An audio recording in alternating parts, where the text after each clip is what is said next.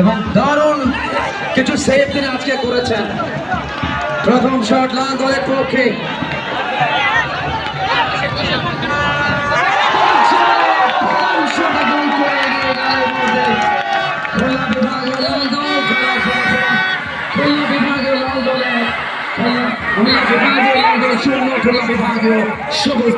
সবুজ দলের পক্ষে এনামুল তিনি প্রথম শটে গোল করেছেন এবং প্রতিপক্ষ লাল দলের পক্ষে প্রথম শট ব্যর্থ হয়। আমি কিন্তু কথা বলতে পারবো না, আমার সামনে এত দর্শক দাঁড়িয়ে।